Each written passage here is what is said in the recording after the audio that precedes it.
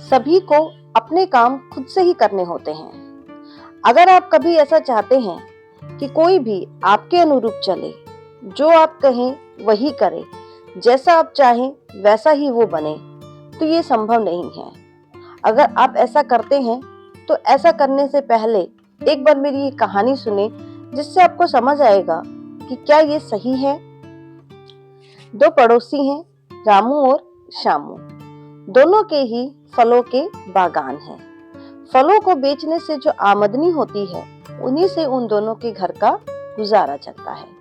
दोनों ही अपने जीवन में खुश हैं, सुखी हैं। लेकिन जो रामू है, वो अपने पौधों की बड़ी देखभाल करता है, उनको अपने हिसाब से ही चलाता है। वो उनकी टाइम टाइम पर कटाई करता है, छटाई करता है, बहुत ध्यान से रखता है।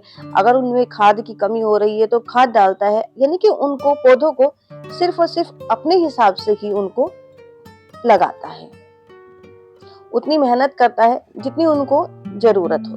पानी भी थोड़ा करके ही देता है, ताकि वो ज्यादा उनमें ना फैल जाए। लेकिन दूसरी तरफ जो श्यामू है, वो अपने पौधों को प्राकृतिक रूप से बढ़ने देता है। वह उनके ऊपर ध्यान तो देता है, इतना ज्यादा उनके ऊपर सख्ती नहीं बरतता है। वह उनको प्राकृतिक रूप से बढ़ने के लिए छोड़ता है। अपना टाइम पे पानी देता है, खाद देता है, सब कुछ देता है, लेकिन उनके ऊपर इतनी सख्ती नहीं बरतता है।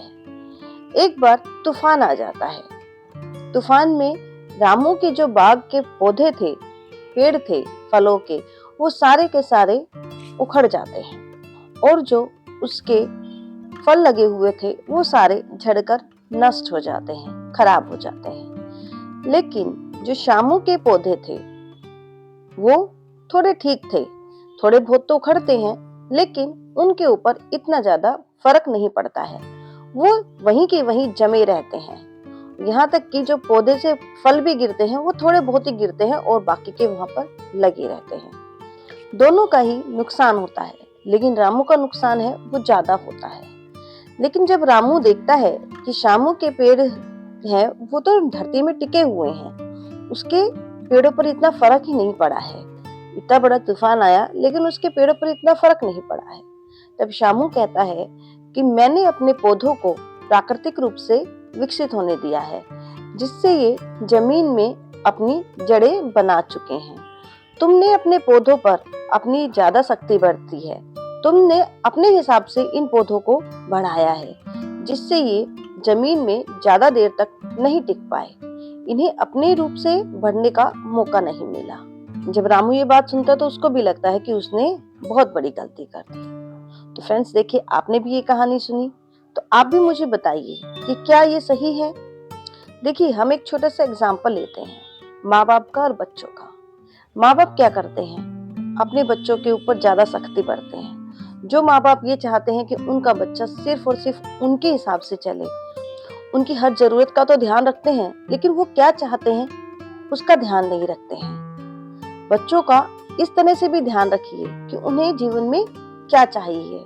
हम अपने हिसाब से उनको आगे पढ़ने के लिए, आगे खेलने के लिए किसी भी तरह से हम मोटिवेट कर देते हैं, लेकिन हमारे बच्चों को क्या चाहिए वो हमें नहीं पता है। वो किसे पता है? वो हमारे बच्चों को पता है।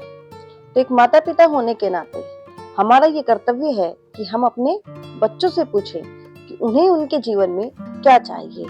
फ्रेंड्स, अगर आप भी मेरी इस बात से सहमत हैं कि सभी को उनके अनुरूप ही बढ़ने देना चाहिए, हमें उनका साथ तो देना चाहिए, लेकिन उनके ऊपर अपनी मर्जी है वो नहीं थोपनी चाहिए। सभी को अपने हिसाब से ही जीना चाहिए। फ्रेंड्स, अगर आप मेरी इस बात से सहमत हैं तो आप मुझे कमेंट करके यस और नो का आंसर जरूर बताइएगा।